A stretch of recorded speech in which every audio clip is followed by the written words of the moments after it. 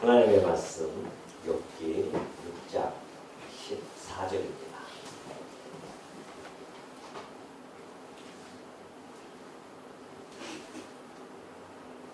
욥기 6장 14절 다 찾으신 줄 알고 공독해드립니다. 낙심한 자가 비록 전능자를 경외하기를 저버릴지라도 그의 친구로부터 동정을 받느니라. 내 형제들은 개울과 같이 변덕스럽고 그들은 개울의 물살같이 지나가느라. 얼음이 녹으면 물이 검어지며 눈이 그 속에 감추어질지라도 따뜻하면 마르고 더우면 그 자리에서 아주 없어지나니. 대상들은 그들의 길을 벗어나서 삭막한 들에 들어가 멸망하느니라. 대마의 떼들이 그것을 바라보고 스바의 행인들도 그것을 사모하다가 거기 와서는 바라던 것을 부끄러워하고 낙심하느니라. 이제 너희는 아무것도 아니로구나. 너희가 두려운 일을 본 적 겁내는구나. 내가 언제 너희에게 무엇을 달라고 말했더냐? 나를 위하여 너희 재물을 선물로 달라고 하더냐? 내가 언제 말하기를 원수의 손에서 나를 구원하라 하더냐? 폭군의 손에서 나를 구원하라 하더냐? 우선 23절 23절까지 공독해 드렸습니다. 우리 지난 시간에 6장 1절부터 13절까지 내용을 보면은 이제 엘리바스, 곧 욥의 친구인 엘리바스가 욥이 그렇게 심한 고난을 당하는 걸 듣고 왔죠. 와서 이제 위로하러 왔다가 욥이 그 극심한 고통으로 인하여 탄식을 하게 되어집니다. 그 탄식을 듣고 그 엘리바스가 욥에게 하나하나 조목조목 설명을 해가고 있는데, 네가 하나님으로부터 혹 징계를 받은 건 아니겠느냐라는 이야기죠. 네가 죄를 많이 지었기 때문에 하나님을 경외하지 아니하는 그러한 것이 소홀히 여길 수도 있고, 아무튼 네가 죄 때문에 그러한 징계를 받는 거 아니겠냐는 것이죠. 그러니 네가 탄식할 때가 아니다. 지금 빨리 하나님께 순복하고 그 징계에 순복하고 회개하라는 것이죠. 그러면 하나님이 다시 회복하게 해줄 것이다. 이제 이렇게 이야기하니 욥이 자기는 그 죄, 이 고난의 지금 이 원인이 죄라고는 그렇게 생각하지 않단 말입니다. 자기가 특별히 정말 죄를 이렇게 막 드러나게 진 것도 아니고 정말 하나님을 잘 경외하고 온전한 삶을 살려고 얼마나 애쓰는지 모르죠. 그것은 모두가 다 그 동방에서 가장 훌륭한 자로서 그의 명망이 떨치고 보면은 틀림없는 사실입니다. 그럼에도 불구하고 욥은 지금 엄청난 그 고난을 지금 받고 있는 것이죠. 그러니 욥이 내가 지금 이 탄식한 것은 내가 지금 당하는 이 극심한 고통의 무게를 달아보면 그건 그 무게로 그 측정할 수 없을 정도의 그 고난이다. 그러나 어떻게 탄식하지 아니할 수가 있겠느냐. 그래서 그 탄식에 대한 이유와 정당성을 잘 제시해 준 바가 있죠. 그러면서 욥이 절규를 합니다. 자기의 그 고통에 대한 절규죠. 그래서 죽음을 여전히 동경하는 그러한 고통을 피력하죠. 사람이 극심한 고통에 처하게 되어지면 사실 그런 마음을 가질 수밖에 없습니다. 빨리 죽고 싶다라고 하는 그러한 생각을 갖는 것이 많은 사람들이 가지고 있는 어떻게 보면 인지상정을 할 수 있습니다. 얼마나 힘들면 그러기는 말이죠. 그러니 욥도 빨리 이 고난의 세월, 이 고통의 세월, 욥이 보기에는 앞으로 미래도 뭐 완전히 불투명하죠. 지금 모든 재산을 다 잃었습니다. 그리고 자녀들 다 죽었어요. 그러니 그만한 고통을 어떻게 감내할 수 있겠습니까?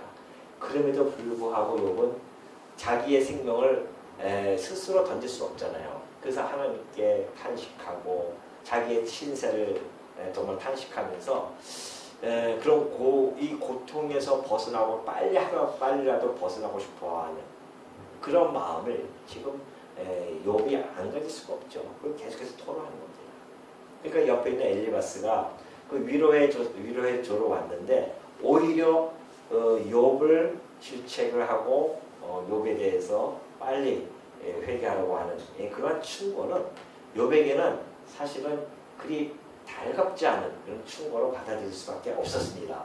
그래서 욥이 이제는 직접적으로 엘리바스의 그 비난에 대한 것을 그 화살을 퍼붓기 시작합니다. 엘리바스가 했던 그 이야기에 대한 비난을 이제 이 욥이 1절부터 13절까지는 어떤 간접적으로 그렇게 애둘러서 표현을 했다고 한다면 이제 14절부터는 직접적으로 엘리바스에게 비난의 화살을 퍼붓는 내용이 14절부터 소개되어 있어요. 친구가 변심했다는 거 아니겠어요? 그렇게 친했던 친구들고 그렇게 서로 격식을 차리면서 존중해줬던 그런 친구들이 왔는데 위로하러 왔단 말입니다. 그런데 그들이 순간적으로 변해버렸어요. 그래서 그 변심에 대한 것을 비유를 들어서 그렇게 이야기하고 친구들이 너무 무정한 겁니다. 그래서 그 무정에 대한 것을 비판하는 것이 23절, 좀 아까 봉독해 드렸던 23절까지 전개가 되어집니다. 14절 한번 볼까요? 낙심한 자가 비록 젖는 자를 경유하기를 저버릴지라도 그의 친구로부터 동정을 받느니라 해요. 욥이 자신이 혹 그릇 행했다 할지라도, 그러니까 하나님을 경외하는 것을 좀 소홀히 했다 할지라도, 그래서 내가 이런 고통이 혹 온다 할지라도, 네가 이 친구라고 한다면 서로 동정을 해주고 위로해주고 또 정말 붙들어주고 그래야 되지 않겠느냐는 것이죠. 그러니까 지금 이런 심각한 이 환난 가운데서 이 친구들이 와서 자비를 베풀고 긍휼을 보이는 것이 마땅하지 않다는 것이죠. 혹 자기가 옳은 일을 하지 않았다 할지라도, 지금 그런 이야기죠. 혹 자기가 그런 행했다 할지라도, 그래서 내가 이런 고통이 온다 할지라도 적어도 친구라면은, 그러잖아요. 친구라면은 그 고통을 같이 나눌 수 있는, 그 고통을 나눈다고 하는 것은, 고통을 나누면 어떻게 된다 그랬죠? 고통이 반으로 준다는 거 아니겠습니까? 기쁨을 같이 나누면은 기쁨이 배가 되어지고요. 그것처럼 지금 욥이 엘리바스를 향해서 그 친구들을 향해서 하는 이야기입니다. 엘리바스와 그 친구들을 향해서 너희들이 내가 지금 이렇게 혹 여호와를 경외하기를 저버릴지라도 친구라면은 나를 격려해주고 붙들어주고 위로해주고 그런 것이 마땅할 터인데 어떻게 나를 갖다가 오히려 더 정죄하고 나를 갖다가 더 몰아붙이는 그런 말을 할 수 있느냐 그것이죠. 고난을 당하는 자를 긍휼히 여기는 것, 이것이 사실은 친구의 마땅한 의무가 아니겠느냐라고 이야기하죠. 근데 사실 그거 쉽지가 않습니다. 그렇잖아요. 친구가 힘들 때에 그 친구 곁에 있어준다고 하는 것은 쉽지가 않습니다. 우리 인간들이 그래서 변심이 자주 있다는 것을 이제 이 뒤에 비유를 들어서 설명해 준 겁니다. 사실 우리가 이러한 내용을 보면은 우리도 한번 깊이 뒤돌아볼 필요성이 있습니다. 우리가 정말 내 주변에 나를 필요로 했고 나를 고통스러워하는 그러한 우리 형제들 또 지체들 또는 우리 친구들이 있는데 꼭 나는 그것을 나 몰라라 하다든가 또는 오히려 그것이 너 혹시 죄 때문에 그런 거 아니야? 하면서 정죄하는 그러한 모습으로 나타난다고 한다면 그 친구는 어마어마한 섭섭함을 아마 느낄 겁니다.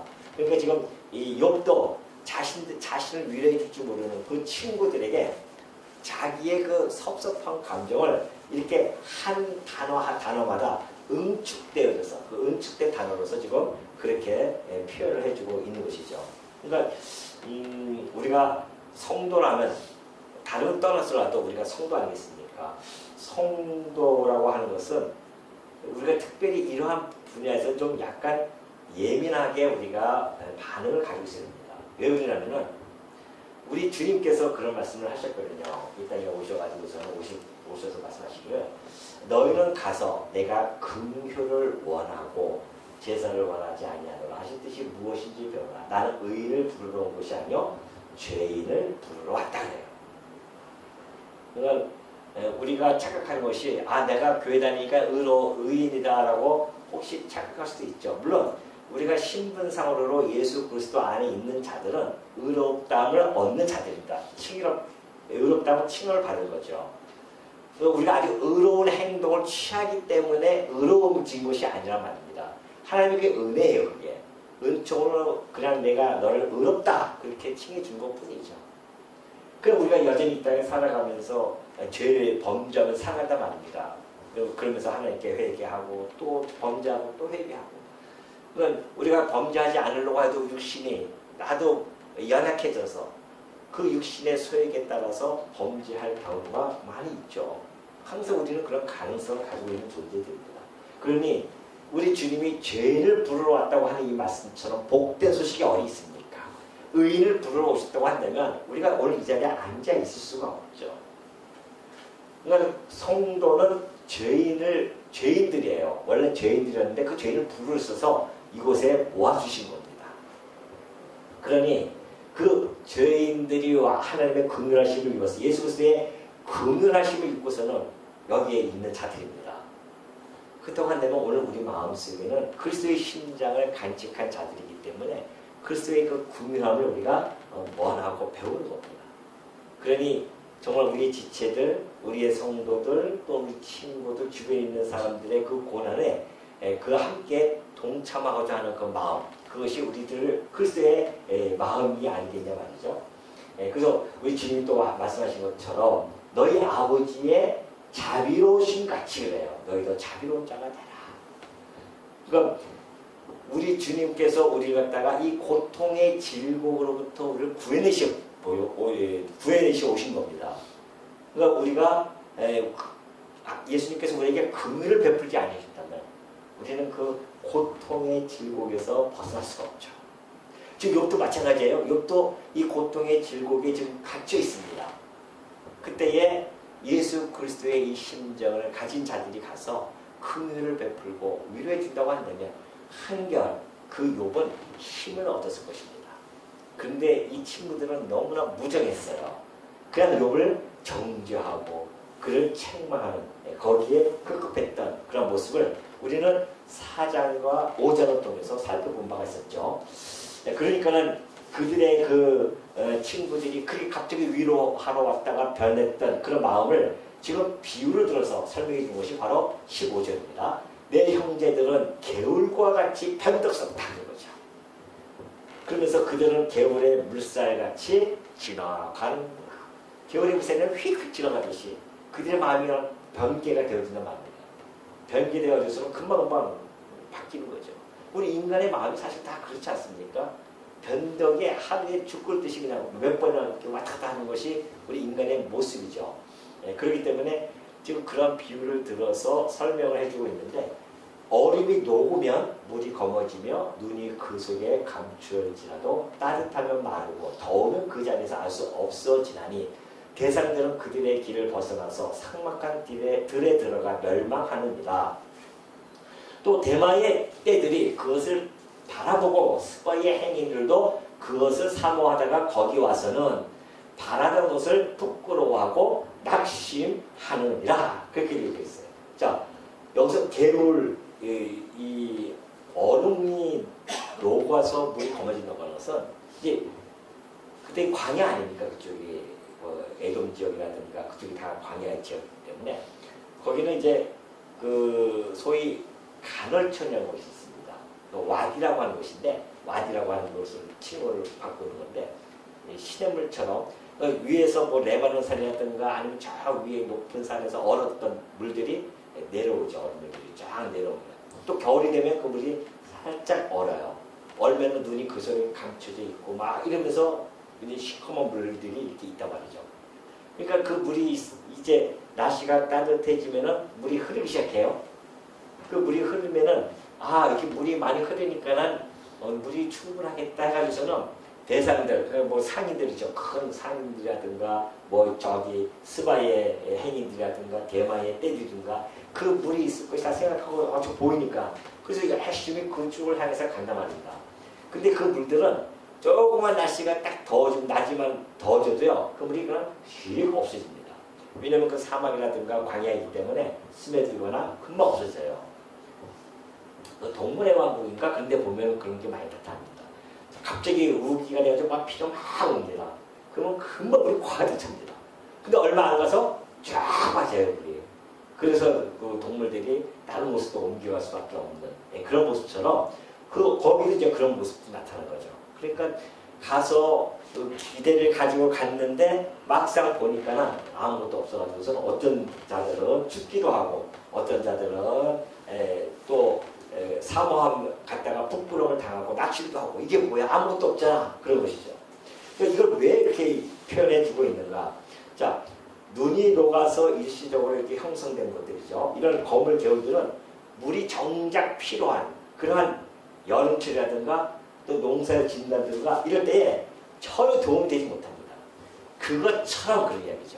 그것처럼 이 친구들이 정말 욥이 정말 필요로 할 때는 도움이 되지 못합니다. 그러니까 욥이 평소에는 돈이 많고 아주 가쁘고 또 훌륭한 그런 위치에 있을 때는 얼마나 많이들 찾아가고 서로 교류를 하고 그랬겠습니까? 그러나 지금은 아무것도 없는 정말 빈털터리에 온몸이 다 욕창에 그냥 정말 고통스러운 그러니까 보면은 완전히 볼품없는 그렇게 되어졌을 때에 정말 그들이 더욱 필요하지 않겠습니까? 물질적으로나 또는 심적으로나 물심양면으로 그를 욥을 도와줘야 할 자들인데 그들의 마음이 확 바뀌어버렸어요. 그걸 보고서는. 그걸 좀 빗대어서 이야기를 해주고 있는 거죠. 그렇기 때문에 이들이 정작 욥이 필요할 때는 도움이 되지 못하구나 그런 것이죠. 그러니까 요 친구들이 와가지고서는 오히려 정죄하고 그래서 욥을 하여금 실망과 그런 절망의 구렁텅이에 빠뜨리고 말았구나라고 하는 것을 이렇게 비유로 설명해 주고 있습니다. 사실 그래요. 우리가 교회라고 하는 것은 그들이 정말 필요할 때에 함께 해줄 수 있는 것. 이것이 사실은 우리 교회가 가지고 있는 어떤 책무죠. 교회는 마르지 아니하는 샘물과도 같은 것입니다. 무슨 얘기냐면은 우리에게는 그리스도께서 곧 생수이시기 때문에 영원한 생수이시죠. 그러니까 세상에 살아가시면서 얼마나 많은 힘듦과 고난이 있습니까? 고통이 있고요. 풀지 못하는 일들, 내 삶에 대한 해석이 되어지지 아니하는 것들 이런 것들이 우리 삶 속에 계속 엄습해오고 그 고통 속에 우리는 살아갈 수밖에 없는 존재들이에요. 왜냐하면 이 세상은 우리 죄 가운데서 태어나고 죄 가운데서 살아가는 존재들이기 때문에 그렇습니다. 그러니까 그 고난은 어차피 운명적으로 따라다닐 수밖에 없습니다. 그때 우리가 이 하나님의 이 말씀, 곧 예수 그리스도의 말씀인 이 생수로 우리가 그것을 목을 적시지 않으면 우리의 영혼을 적시지 않으면은 정말 이 욥처럼 그 고난 속에서 친구들로부터 그 위로함도 받지 못하는 그런 모습으로 빠질 수밖에 없단 말입니다. 이 대상들이라든가 이들이 기대했던 것처럼 갔더니만 아무것도 없는 그런 모습으로 나타난다고 한다면 이것은 교회의 본연의 자세는 아니죠. 네, 교회라고 하는 것은 우리 이사야서 58장 11절에 보듯이 이스라엘 백성들이 죄를 졌을 때에 너희들 금식하면서 회개하라는 거 아니겠어요? 그럴 때에 하나님께서 항상 인도하여 메마른 곳에서도 내 영혼을 만족하게 하며 내 뼈를 견고하게 하리니 너는 물된 동산 같겠고 물이 끊어지지 아니하는 샘 같을 것이다. 하나님 여호와 앞에 안에서 풍성함을 누릴 수 있습니다. 우리가 그 이스라엘 백성들이 범죄하지 않고 그리스도 하나님 안에서 그들이 살아갈 때에 하나님께서는 그들에게 물된 동산 같게 해주고 샘 같게 해줘서 그 이스라엘 민족들로 하여금 풍요롭게 해주겠다고 하는 이 말씀이었거든요. 그럼 이 말씀의 궁극적으로 적용되어지는 것은 적중되어지는 것은 예수 그리스도이십니다. 왜냐하면 이스라엘 언약 자손의 실체로 오셨기 때문에 언약 자손이신 이 예수 그리스도는 물된 동산이고 샘 같은 분이십니다. 그래서 그분은 생수를 우리에게 주시는 분이에요. 그러니까 수가성 여인들에게 수가성 여인에게 그런 말씀을 해주신 거 아니겠습니까? 내가 너에게 영원히 목마르지 아니할 뭘 준다? 생수를 준다 했습니다. 그것이 교회가 가지고 있어요. 왜냐하면 이 교회는 그리스도께서 세우신 교회이기 때문에 우리에게 그 생수를 교회 안에 맡겨주신 겁니다. 그것이 뭐예요? 바로 이 말씀입니다. 그러니까 우리는 이 말씀을 통해서 그 생수를 공급받는 겁니다. 이 땅이 이 얼마나 이 척박한 세상입니까? 이 세상. 그곳에서 우리가 광야와 같은 이곳에서 살아가는 자들입니다. 이 광야에서 살아가면서 저기 뭔가 있는 것 같아가지고 막 가면은 사실 아무것도 없어요. 철학이 있어가지고 철학이 뭔가 우리에게 채워줄 것 같아서 갔더니만 철학이 아무것도 채워주지 못합니다. 우리에게 어떠한 지식도 어떠한 학문도 우리의 이 영적인 것을 채워줄 수 없습니다. 채워주는 듯 그럴듯하게 보이는 것뿐이지 그러지 못해요. 그러나 오늘 우리들에게 주신 이 말씀은 우리들에게 우리의 영혼을 완전히 적셔줄 수 있는 생수의 말씀이 아니겠습니까? 이 말씀을 통해서 역사가 해석이 되어지고요. 그 역사 안에 내가 살아가는 나의 삶도 해석이 되어집니다. 그래서 우리가 그래서 상쾌하고 명쾌하고 그렇게 기쁘고 즐겁고 행복한 마음으로 살아갈 수 있는 것은 나의 삶에 대한 해석이 떨어지기 때문에 그래요. 이거 해석하지 못하면 참 힘들거든요. 그렇듯이 오늘 우리 이 교회라고 하는 것은 바로 삶에 지친 자들에게 생수를 공급하는 곳입니다. 그러니 지쳐가지고서는 막 이 대산조처럼 가다가 교회 와서 딱 왔더니만 생수가 공급되어지지 않는다고 한다면 실망하고 가는 거죠. 그러나 이 생수를 정말 맛있게 드시는 분들이 있습니다. 이 생수의 말씀을 가지고 정말 그 말씀을 통하여 다시 한번 힘을 얻고 내 삶의 의미와 목적이 무엇인지를 정확하게 파악하고 인지하고 살아갈 수 있단 말입니다. 하나님의 말씀을 깨닫게 되어집니다. 왜 하나님의 말씀은 역사의 시작과 종말을 다 기록하고 있기 때문에 그래요. 그러니 우리가 말씀만 잘 깨달으면은 내가 살아가야 할 삶의 방향, 삶의 목적, 삶의 의미 정확하게 다 제시를 받습니다. 그래서 내가 오늘 아침에 일어나서 밥 한 아침 먹고 저녁 때 누울 때까지 내가 살아가는 모든 삶의 현장이 그곳이 바로 내가 하나님의 그 삶의 목적을 이루어 나가는 그 현장이라는 것을 깨닫게 되죠. 그걸 알아야 그 삶의 현장에서 내가 살아가야 할 이유를 발견하게 되어지는 겁니다. 그거 모르면요 하루하루가 힘듭니다. 내가 오늘도 이렇게 밥을 먹고 살아야 되는가? 뭐하러 내가 이렇게 직장 나가서 힘들게 살아야 되는가? 여기에 머물 수밖에 없습니다. 오늘 많은 자들이 그런 곳에 머물러서 괴로워합니다. 성도는 그런 문제가 아닙니다. 성도는 오늘 내가 머무는 그곳이 하나님이 당신의 영광을 위하여 당신의 기쁘신 뜻을 실현시키고자 나를 그곳에 보낸다는 사실을 깨달으면 삶이 확 달라집니다. 그렇구나. 내가 오늘 이 자리에 서 있는 이유가 있구나. 내가 이걸 위해서 살아가는구나. 그렇다고 한다면 하나님의 영광을 위하여 살아간다고 한다면 우리 주님이 하나님의 영광을 위하여 십자가에 그 고난을 지신 것처럼 내가 어느 직장에 어느 곳에 있든지 간에 그 고난을 감내할 수 있는 힘이 생기는 겁니다. 왜? 나를 통하여 하나님의 영광이 드러나기 때문에 그래요. 그러니까 우리가 이 생수의 말씀을 통하여 그것이 해석되어지고 목표가 방향이 정해지고 내 삶의 이유, 살아가는 이유를 우리가 발견하게 되어지고 그러니 하루하루가 힘이 나는 거고 살아갈 수 있는 우리가 이 힘을 공급받는 거 아니겠습니까?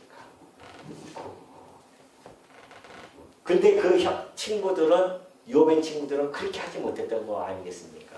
그러니 욥이 가서 뭔가 막상 그들에게서 위로를 받고자 왔는데 아무것도 없는 거예요. 그 이야기를 지금 설명해 주고 있습니다. 그러니 21절이죠. 21절 다시 한번 보겠습니다. 21절 이제 너희는 아무것도 아니로구나. 너희가 두려운 일을 본즉 겁내는구나. 내가 언제 너희에게 무엇을 달라고 말했더냐. 나를 위하여 너희 재물을 선물로 달라고 하더냐. 내가 언제 말하기를 원수의 손에서 나를 구원하라 하더냐 폭군에서 나를 구원하라 하더냐 그런 거죠. 친구들이요 와봤어요. 그 소식을 듣고 왔더니만 욥의 상황이 너무나 형편없는 거예요. 너무 놀랐어요. 그들도 감히 말도 못하고 있을 동안 펑펑 앓고 있지 않습니까? 말조차도 건넬 수 없을 만큼의 그 고통스러운 모습을 본 겁니다. 근데 이 세 친구가 그럼 그 고통을 함께 나누어야 되는데 위로하러 왔다가 생각이 든 거예요. 변심된 겁니다. 혹 나도 저 욥처럼 그 하나님이 지금 저 죄 때문에 재앙을 내리는 건데 내가 거기서 두둔하고 그와 함께 했다가 나도 그 재앙에 함께 묻혀지는 거 아닌가? 이런 생각을 한다는 겁니다. 지금 욥이 하는 이야기예요. 그게 너희는 아무것도 아니었구나. 우리 사이가 아무것도 아니구나. 너희들 뭐 대단한 것 같은데 아무것도 아니었구나. 너희들도 각 고을마다 뛰어난 그 현인으로서 존경을 받는 자들이었지만은 너희들도 아무것도 아니구나. 왜냐하면 너희가 두려움을 보니까 겁이 나는구나. 겁낸단 말입니다. 그러니까 지금 사실 욥이 그런 상황을 보고 그들이 그런 말을 하니까는 욥이 섭섭해가지고 하는 이야기거든요. 야, 내가 너희들에게 뭐 돈을 달라고 했느냐? 이걸 나보고 다시 좀 내가 회복할 수 있도록 뭐 좀 해달라고 하느냐? 뭐 원수 갚아달라고 했느냐? 나를 구원해달라고 했느냐? 너희들에게 아무것도 요구하지 아니하는데도 불구하고 너희는 그것이 두려워서 나를 갖다가 멀리하고 오히려 나를 갖다가 그렇게 비방하고 그럴 수 있겠느냐라고 이렇게 이야기하는 거죠. 너희도 너무나 무정한 거 아니냐? 네, 그런 거죠. 네, 그러면서 24절 보면은 내가 내게 가르쳐서 나의 허물된 것을 깨닫게 하라. 내가 잠잠한다. 그 동안 되면은 너희들 내가 잘못했다고 하는데 한번 가르쳐보라는 거죠. 내가 뭘 잘못했느냐는 것이죠. 그럼 내가 날 깨닫게 해주면 내가 잠잠하겠다. 내가 허물이 있다면 너희들이 가르쳐라. 그럼 내가 그것을 그럼 받아들이겠다. 너희들이 지금 나를 갖다가 허물이 있다고 하는 것은 너희들의 추론적인 거 아니냐는 것이죠. 사실 우리들이 살면서 그런 일을 많이 하거든요. 추론적인 비판을 많이 합니다. 내가 눈으로 보지도 않았는데 남의 말을 듣고서는 얼마나 많이 우리가 그 잣대를 가지고 막 판단하고 그럴 때가 얼마나 많이 있습니까? 지금 이 엘리바스도 그 결과론적인 걸 가지고 설명하는 거거든요. 결과 보니까 네가 고통스러워 보니까 너가 뭐 잘못이 있지 않느냐. 그러니까 요만하게 당당하게 얘기합니다. 내가 무슨 잘못이 있겠느냐. 이거죠. 내 허물하면 너희들이 한번 깨닫게 해줘라. 그러면서 옳은 말이 어찌 그리 고통스러운고 너희의 책망은 무엇을 책망함이냐.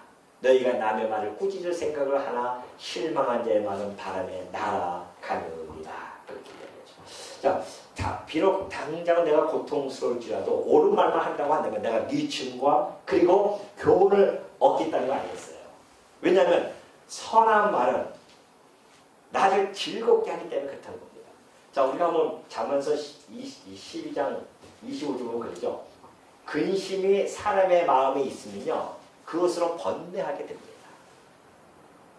우리 마음속에 근심이 가득 차 있으면 늘 번뇌하면서 살아가요. 그러니까 얼굴에 환하게 피지 않고 늘 얼굴이 그냥 뭐가 괴로워하는 모습입니다. 그 왜 그렇습니까? 얼굴에서 나타나거든요. 우리 마음은 우리 얼굴은 마음이 그대로 표현되는 겁니다. 그런데 왜 번뇌하나 말이죠? 근심이 있어서 그래요. 근심은 하나님을 모르기 때문에 하나님을 의지하지 아니하기 때문에 닥쳐오는 근심입니다. 그러나 선한 말은 그것을 즐겁게 우리의 마음을 즐겁게 합니다. 하나님의 이 말씀은 우리에게 얼마나 즐겁게 합니까? 우리의 근심을 걷어갈 수 있는 것이 하나님의 말씀입니다. 하나님의 말씀을 우리가 정확히 알고 그의 말씀을 따른다고 한다면 우리는 그것에 우리의 삶을 즐겁게 되어진다는 것. 내 육신의 변화가 변화가 바뀌는 것이 아니에요. 우리는 상황은 그대로 존재합니다. 내 마음이 바뀐다니까요. 어떻게 해요? 하나님이 이 선한 말을 들으면 내 마음이 즐거워집니다. 근심에서 즐거움으로 바뀌어지면 그 마음이 내 얼굴을 통하여 표현되어져요.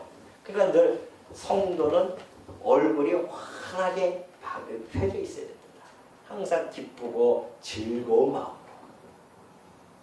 이 땅에서 비록 내가 방 한 간짜리 산다 할지라도, 이 땅에서 겨우 풀칠하며 살아갔다 할지라도, 왜냐하면 이곳은 내가 영원토록 살 곳이 아니기 때문에 우리에게는 그렇게 여기나 우리의 마음을 치심할 필요는 없습니다. 이 모든 것들은 내 삶의 과정에서 주어지는 하나님의 분보이기 때문에 그걸 그대로 받아들이고, 없으면 없는 대로 규모 있게 살아가면 되는 것이고, 있으면 있는 대로 하나님의 뜻에 부합하면서 살아가면 되는 것이고, 그것이 우리의 이 땅에서의 삶입니다. 그러나 이렇듯 저렇듯 우리는 오직 주를 위하여 먹고 사는 자들입니다. 먹든지 마시든지 주를 위하여 살아가는 우리 성도들의 모습이에요.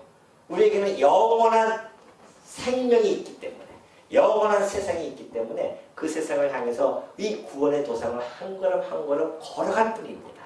그러니 이 과정 속에서는 어려움도 올 수 있고요, 고난도 올 수 있습니다. 그 모든 것들은 하나님만을 의지하게끔 하려는 것이었단 말이죠. 그럼 우리가 삶을 보십시오. 공고함도 있고 형통함도 있습니다. 때로는 형통한 것 같아요. 어느 날 보니까 공고함에 빠져 있습니다. 이것은 우리가 정해서 되어지는 것이 아닙니다. 하나님께서 이미 그 역사 섭리를 우리에게 말씀해 주신 바가 있죠. 성경에 보면은 공고함과 형통함을 우리 인생들에게 겸하여 주신다고 했어요. 때로는 우리에게 공고함을 주십니다. 왜요? 하나님만을 바라보고 하나님께 간구하고 살아가게 하기 위해서. 때로 우리에게 형통함을 주십니다. 왜요? 하나님께만 찬양드리기 위해서. 그래서 공고함과 형통함을 통하여 우리 장래를 알지 못하게 하는 것은 교만하지 못하도록 한 거란 말입니다. 그래서 우리 장래를 모르니까 오로지 누구에게만, 하나님에게만 바라보고 하나님만 의지하고 살아가게끔 우리에게 주신 말씀이에요. 그러니 하나님의 말씀을 우리가 알면 알수록 우리가 얼마나 삶이 명쾌해지겠냐 말이죠. 그래서 즐거워지는 겁니다. 근심이 떠나갈 수밖에 없죠. 그러니 욥이 얘기했던 것처럼 옳은 말이 어찌 그리 고통스러웠지. 옳은 말은 그로 하여금 깨닫게 하고 다시 회개하고 돌이키게 하고 그렇다는 거 아니겠습니까? 그러니 너희가 나에게 옳은 말을 했다고 한다면 내가 그 고통스러운 걸 다 받아들일 수 있다. 그러나 너희의 책망은 무엇을 지금 책망하는 것이죠. 내가 지금 내 죄 때문에 이런 것이 아님에도 불구하고 너희는 지금 나를 죄 때문에 그렇다고 이야기하니 나는 그걸 받아들일 수 없다. 그런 거 아니겠어요? 그러면서 지금 욥의 형편 그런 것들을 감안하지 않고 지금 욥이 얼마나 힘듭니까? 그러니까 탄식하는 거예요. 그건 바람과 같은 이야기예요, 그냥. 그냥 한번 흘러가는 이야기란 말입니다. 근데 그걸 꼽질 잡고 어떻게 그럴 수 있겠냐, 그런 이야기죠. 이것이 바로 26절의 말씀이에요. 실망한 자의 말은 바람에 날아간다. 내가 지금 힘들고 어려워서 내가 탄식하는 것은 그냥 바람에 날아가는 그런 이야기 정도인데 그걸 꼬투리 잡아서 지금 나를 갖다 책망하느냐, 그런 얘기죠. 너희는 고아를 제비 뽑으면 너희 친구를 팔아넘기는구나. 너희들 정말 너무 무적하다는 거죠. 고아를 제비 뽑아서 파는 자들 얼마나 사악합니까? 또 친구를 팔아넘기는 자들 얼마나 사악해요? 그러한 자들처럼 너희가 지금 나에게 행한다, 그런 거죠. 친구들이 그 야비함에 대해서 비난을 해주고 있습니다. 그러면서 그들이 얼마나 매정하고 가혹한지를 두 가지 비유를 통해서 지금 신란에 가고 있습니다. 하나는 그것이 노예였고요. 고아를 노예로 파는 것, 또 이 친구를 팔아 넘기는 것들이죠. 그러니까 지금 이 비참한 운명에 처해 있는 자들에게 더욱 그냥 비참하게 몰아넣는 그런 궁지에 몰아넣는 그런 사악한 행위가 그런 모습인데 너희들이 지금 나에 대해서 대하는 것이 바로 그러한 무정하고 사악한 모습이다. 참 욥이 많이 서툴했던 것 같아요. 제가 아주 그냥 직접적으로 친구들 향해서 이렇게 서슴함을 토로합니다. 그러면서 이제 원하건대 너희는 내게로 얼굴을 돌리라. 내가 너희를 대변하여 결코 거짓말하지 아니하리라. 너희는 돌이켜 행악자가 되지 말라. 아직도 나의 의가 건재하니 돌아오라. 그러죠. 이제 원하는데 너희는 내게로 얼굴을 돌려서 내가 너를 대면하여 결코 거짓말하지 아니하겠다. 그런 거죠.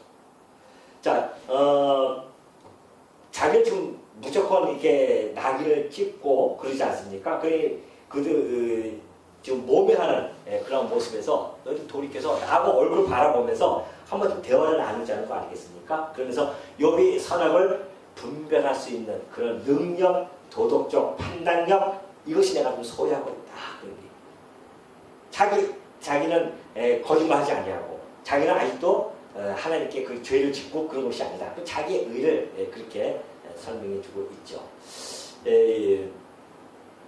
내 혀에 어찌 불의한 것이 29절 그러죠. 너희는 돌이켜 행악자가 되지 말라. 아직도 나의 의가 건재하니 그래요.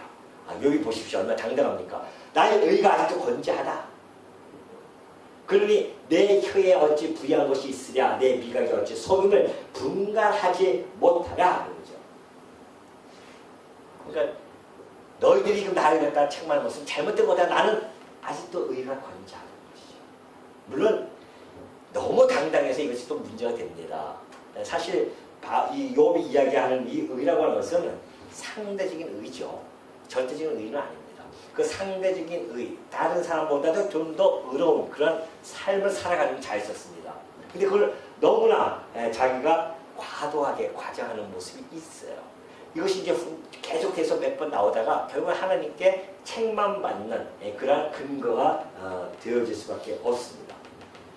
성도라고 하는 것은 사실 그렇죠. 우리가 하나님을 경외하는 자들은 하나님 앞과 사람 앞에서는 늘 자기가 죄인됨을 인정하고 겸손히 살아가는 것이 성도의 믿음입니다. 그러잖아요. 우리도 그러잖아요.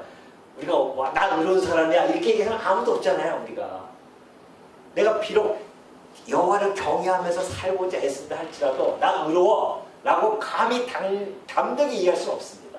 왜냐하면 우리는 여전히 하나님이 그리스도의 의를 힘입어서 의롭게 되어진 것이지 우리의 공로가 아니란 말입니다. 그리스도의 의에 힘입어서 의롭게 되어진 것이기 때문에 그렇다는 것이죠. 그러니 우리가 나 의로워라고 감히 말할 수 없습니다. 나와 함께 하시는 그리스도께서 의로우신 분이야라고 우리는 담대하게 얘기할 수 있죠.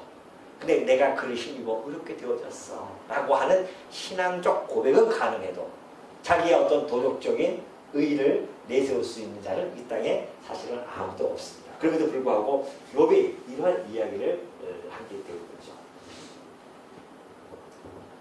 우리가 항상 그 하나님의 시편 보면 그래요. 시편 143편 8절 보면 아침에 나로 하여금 주의 인자한 말씀을 듣게 하소서 내가 주를 의뢰하리이다.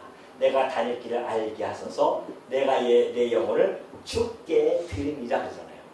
그래서 우리는 항상 이런 자세야 됩니다. 주의 인자한 말씀을 듣고 그리고 내가 다닐 길을 알게 해달라고 하는 그래서 하나님께 주를 의뢰하는 자 이것이 우리 성도들의 삶의 모습이죠. 욥처럼 아주 나 의로워 라고 이야기하는 것이 아니라 주여 주의 인자한 말씀을 내게 듣게 해주셔서 이 말씀을 가지고 내가 주를 의뢰하면서 이 땅에 살아가게 하옵소서. 그리고 내가 다닐 길을 나를 알게 하옵소서. 사단의 길 그리고 사단의 노움 이런 엄청난 이 사망의 음침한 골짜기 쪽으로 나를 인도하지 마시고 우리 주님이 가시는 그 길을 저희가 그 발자취를 따라서 가게 해달라고 하는 이러한 이 자세 이것이 성도의 사실은 온전한 자세이죠. 그리고 어려움에 처한 자들에게는 그들에 대한 판단보다는 네가 뭐 이렇게 해서 잘못한 거 아니야? 이런 판단보다는 오히려 그들을 진실히 긍휼히 여기는 그런 마음 그리고 위로하는 태도 이것이 성도가 가져야 할 우리의 책무라 할 수 있습니다. 왜? 우리도 그리스도로부터 그러한 긍휼함과 자비함을 받았기 때문에 그래요. 그래서 우리는 비난이 아니라 제목이 뭐예요? 비난보다 긍휼을 우리는 펼쳐보이는 것. 이것이 성도의 모습입니다. 우리 주님이 그렇게 하셨기 때문에 그래요. 교회의 왕이시고 교회의 머리 되시는 우리 주님이 바로 고난 당한 자의 그 입장에 서기 위해서 이 땅에 성육신 하신 겁니다. 우리 입장을 서기 위해서 오신 거예요. 아니 하나님의 그 영광스러운 분이 어떻게 육신의 몸을 입고 이 땅에 오십니까? 이 육신은 종의 형체 아닙니까? 그 종의 형체 입고 이 땅에 오신다고 하는 것은 우리의 고난의 입장에 같이 동참하시겠다는 거 아니겠어요? 이것이 하나님의 긍휼이시고 예수 그리스도의 긍휼이십니다. 그분의 긍휼함이 우리는 그래서 우리가 그 고통으로부터 벗어나는 거 아니겠냐 말이죠. 죽음이라고 하는 영원한 사망이라고 하는 것부터 벗어난 자들입니다. 그리고 우리 주 그리스도께서는 우리의 이 고난을 극복하게 하기 위해서 함께 해주셨습니다. 그래서 우리의 죄의 짐을 다 담당하시고 그분이 대신 지신 거 아니겠어요? 우리의 고통을 다 대신 지셨단 말입니다. 그러니 그의 지체이며 그의 몸이며 그의 백성이라고 한다면 당연한 거 아니겠어요? 왕의 그 긍휼하심과 그 왕의 자비하심을 쫓아가는 성도, 이것이 우리 교회가 마땅히 쫓아갈 바다. 이것이 오늘 우리가 욥과 엘리바스의 대화 속에서 나타나는 우리가 이 교회에 하나님의 말씀을 상고하는 그리고 교훈적으로 받아야 하는 우리 성도 입장으로서는 이러한 말씀을 통해서 우리가 교회라고 하는 것이 그리스도와 함께 연합되어진 자들로서 얼마나 긍휼과 그리고 자비를 그 고통을 당하는 자 입장에서 이해해주고 그들에게 베풀어야 하는지를 너무나 잘 알려주는 말씀이 아닐 수 없죠. 여러분들도 이 말씀을 잘 간직하시고요. 주변에 고통스러운 자 있으면은 비난보다는 그들과 함께 고통을 나누고 그리고 그를 먼저 이해해주고 그리고 그를 위로해주는 그런 우리 성도님들이 되어지시기를 당부드립니다.